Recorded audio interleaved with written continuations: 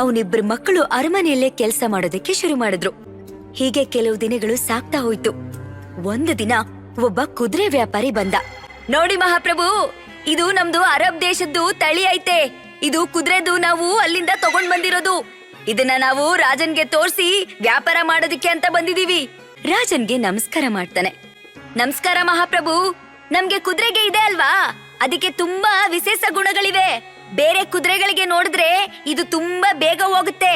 ಇದಕ್ಕೆ ತುಂಬಾ ಶಿಸ್ತಿದೆ, ಸೌಮ್ಯ ಸ್ವಭಾವದದ್ದು. ಆಮೇಲೆ ಇದಕ್ಕೆ ಇನ್ನೊಂದು ವಿಶೇಷ ಗುಣ ಏನು ಅಂತಂದ್ರೆ, ಮುಂದೆ ಏನಾದ್ರೂ ಅಪಾಯ ಬರುತ್ತದಲ್ಲ, ಅದು ಅಪಾಯಗೆ ಇದು ಮುಂಚೆನೆ ಸೂಚನೆ ನೀಡುತ್ತೆ ಅಂತ ಕುದುರೆ ಬಗ್ಗೆ ಸಿಕ್ಕಾಪಟ್ಟೆ ಕೊಚ್ಕೊಂಡು ಅದನ್ನ ಮಾರಾಟ ಮಾಡೋದಕ್ಕೆ ಪ್ರಯತ್ನ ಮಾಡ್ತಿದ್ದ. ಆಗ ರಾಜ ಅದನ್ನ ಪರೀಕ್ಷೆ ಮಾಡೋದಕ್ಕೆ ಅಂತ ಅಭಿಷ್ಟನ ಕರ್ಕೊಂಡ್ ಬರೋದಕ್ಕೆ ಹೇಳ್ತಾನೆ. ಸೈನಿಕರು ಹೋಗಿ ಅಭಿಷ್ಟನ ರಾಜನ ಹತ್ರ ಕರ್ಕೊಂಡ್ ಬರ್ತಾರೆ.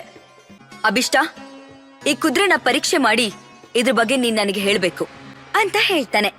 ಆಗ ಅಭಿಷ್ಟ ಆ ಕುದುರೆನ ಮುಟ್ಟಿ ಮೂಸಿ ಹಾಗೆ ಅದರ ಕೂದಲನ್ನ ಸವರಿ ಅದರ ಉಸಿರಾಟನ ಗಮನಿಸಿ ಕುದುರೆ ವಾಸನೆನ ಪರಿಶೀಲಿಸಿ ಕುದುರೆ ಸುತ್ತಮುತ್ತ ಓಡಾಡ್ತಾನೇ ಇರ್ತಾನೆ.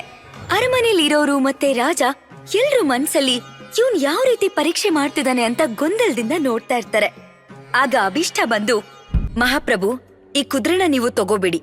ಈ ವ್ಯಾಪಾರಿ ಹೇಳ್ತಿರೋ ಹಾಗೆ ಇದು ವಿಶೇಷ ತಳಿ ಕುದುರೆ ಅಲ್ಲ, ಇದೊಂದು ಸಾಮಾನ್ಯವಾದ ಕುದುರೆ. ಹಾಗೆ ಈ ಕುದುರೆ ಇವ್ರ ಮನೆಯಲ್ಲೇನೆ ಹುಟ್ಟಿರೋದು. ಈ ಕುದುರೆ ತಂದೆ ತಾಯಿನ ಕೂಡ ಈತನೇ ಸಾಕಿರೋದು. ಈ ಕುದುರೆಗೆ ಇವನು ಎಮ್ಮೆ ಹಾಲು ಕೊಟ್ಟು ಸಾಕಿದಾನೆ. ಈ ಕುದುರೆ ಅಷ್ಟು ಚುರುಕಾಗೂ ಇಲ್ಲ. ಇದನ್ನ ಯಾರ್ ಸವಾರಿ ಮಾಡ್ತಾರೋ ಖಂಡಿತವಾಗ್ಲೂ ಅವರು ಬಿದ್ದು ಗಾಯ ಮಾಡ್ಕೊಳ್ಳೋ ಸಾಧ್ಯತೆ ಇರುತ್ತೆ. ಹೀಗೆ ಅಭಿಷ್ಟ ಹೇಳಿದ್ದನ್ನ ಕೇಳಿಸ್ಕೊಂಡ ವ್ಯಾಪಾರಿಗೆ ಸಿಕ್ಕಾಪಟ್ಟೆ ಕೋಪ ಬರುತ್ತೆ.